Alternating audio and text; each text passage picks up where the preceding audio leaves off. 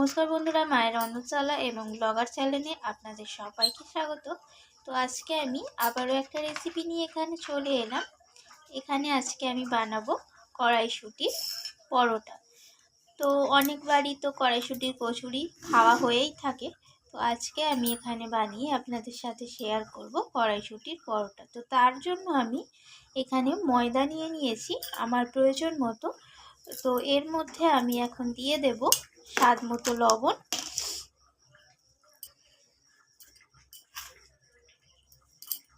আর দিয়ে দেব এখানে আমি 1 চামচের মতো চিনি, আর এখানে আমি দিয়ে দেব সাদা তেল। তো তেলটা আমি এখানে একটু গরম করে নিয়েছিলাম, তো এখানে সেই সাদা তেলটাই দিয়ে দিলাম। তো এরপর আমি ময়দাটাকে মেখে নেব। তো এদিকে দেখুন আমি মটরশুঁটির পরোটাটা বানানোর জন্য এখানে আমি নিয়ে নিয়েছি তো মটরশুঁটি। তো এখানে আমি আমার প্রয়োজন মতো নিয়েছি মটরশুঁটি। তো এটাকে আমি একদম মিহি পেস্ট বানিয়ে নিয়েছি মিক্সিতে। তো এটার মধ্যে আমি দিয়েছি, দেখুন পেস্টটা কতটা মিহি হয়েছে, একটুও দানা দানা নেই। দানা দানা থাকলে পরোটা বেলার সময় বেরিয়ে যেতে পারে। আর এর মধ্যে আমি দিয়েছি আদা, কাঁচা লঙ্কা দিয়ে আমি এটাকে পেস্ট বানিয়ে নিয়েছি। তো এটাকে আমি পুরটাকে একদম রেডি করে নেব। তো তার জন্য আমি গ্যাসের ওভেনে কড়াই বসিয়ে দিয়েছিলাম, আর এখানে কড়াইটা গরম হয়ে যাওয়ার পর একদম সামান্য পরিমাণ 1 চামচের মতো সাদা তেল দিয়ে দিয়েছি। তেলটা গরম হয়ে যাওয়ার পর আমি এখানে কালো জিরে দিয়েছি। তো এরপর আমি মটরশুঁটির পেস্টটা এর মধ্যে দিয়ে দেব।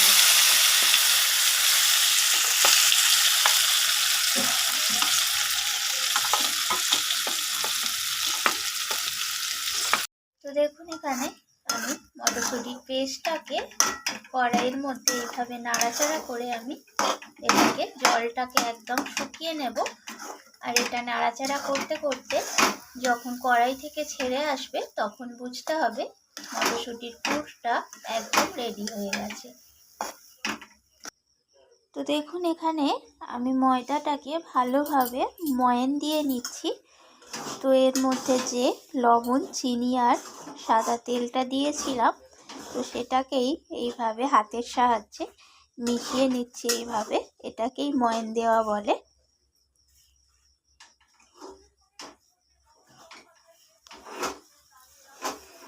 তো এইভাবে ময়ান দিতে দিতে তো হাতের মধ্যে এইভাবে দেখতে হবে যে এটা একটু এইভাবে দলা পাকাচ্ছে কিনা, তার মানে বুঝতে হবে এটা ময়ান দেওয়া হয়ে গেছে।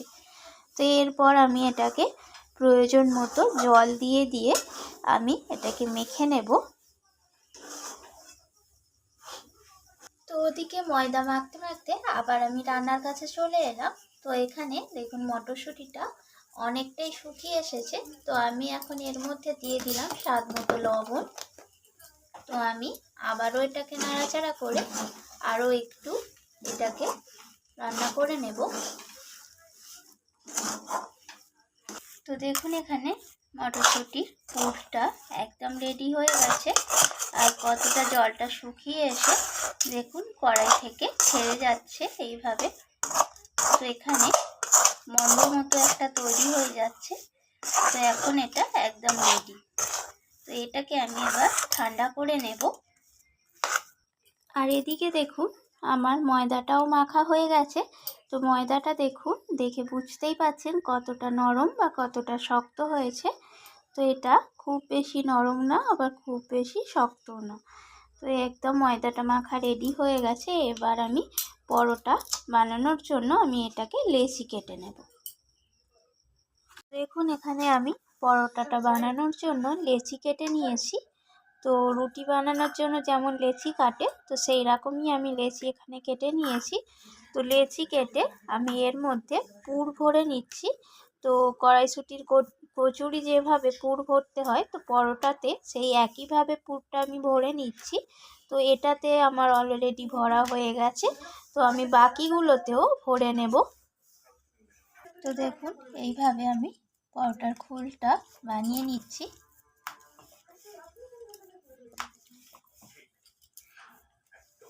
তো এরপর আমি এর মধ্যে পুর ভরে নিচ্ছি এইভাবে।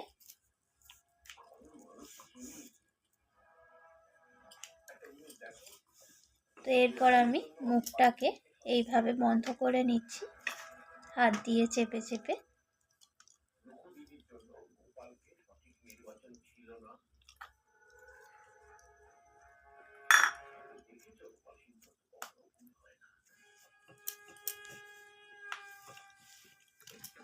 তো দেখুন এখানে সব কটা পরোটার পুর আমার ভরা হয়ে গেছে লেচির মধ্যে। তো এরপর আমি এগুলোকে বেলে নেব। আমি পরোটাগুলো বেলে নিচ্ছি। তো প্রত্যেকটা লেচিতে আমি একটু করে তেল লাগিয়ে নিয়েছি। এরপর পরোটাগুলোকে আমি বেলে নিচ্ছি।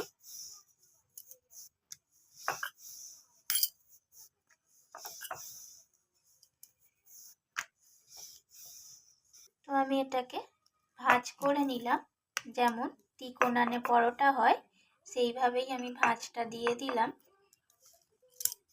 তো এরপর আমি আবারও বেলে নিচ্ছি।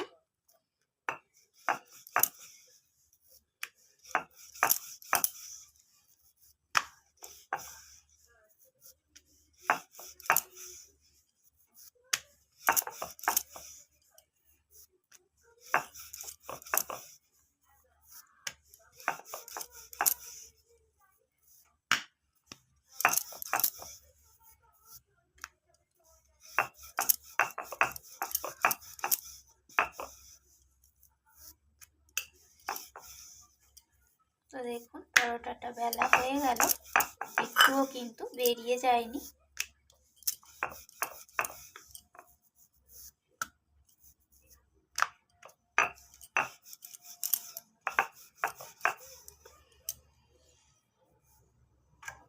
তো আমি আরও একটা পরোটা বেলে নিচ্ছি একইভাবে। পরোটাগুলো একটু সাবধানে হালকা হাতে বেলে নিতে হবে।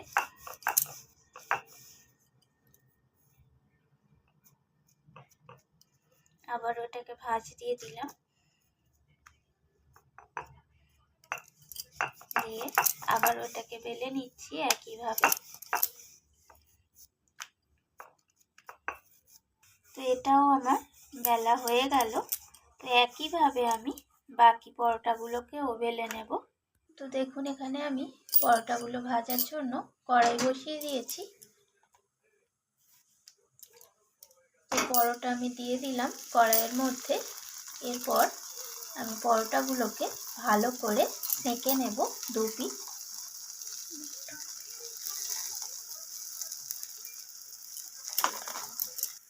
তো আমি 1 পিঠ সেঁকা হয়ে যাওয়ার পর আমি অপর পিঠ উল্টে দিয়েছি, আর তার সাথে আরও একটা পরোটা দিয়ে দিয়েছি। তো আমি এইভাবে পরোটাগুলোকে ভালো করে সেঁকে নেব।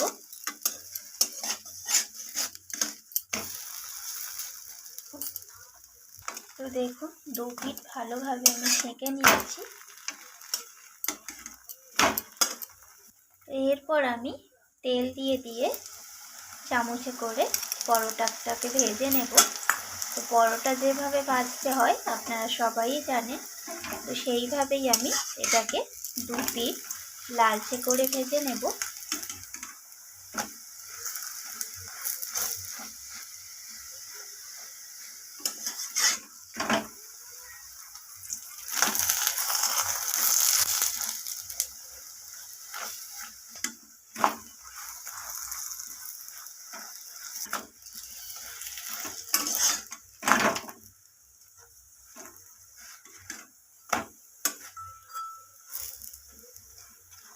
তো দেখুন পরোটাগুলো কত সুন্দর হয়েছে,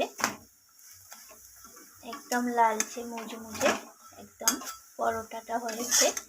এইভাবে আমি বাকি পরোটাগুলোকেও ভেজে নেব।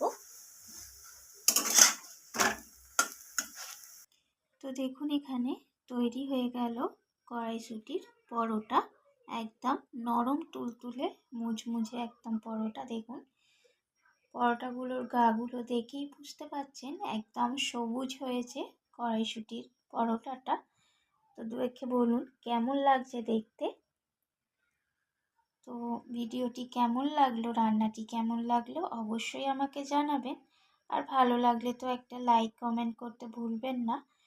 তো আজকের মতো এইটুকু। আমার চ্যানেলটিকে সাবস্ক্রাইব করে চ্যানেলটির পাশে থাকার অনুরোধ রইল। আজকের মতো এইটুকু। আবারও ফিরে আসবো অন্য কোনো রেসিপি নিয়ে। তো ধন্যবাদ বন্ধুরা।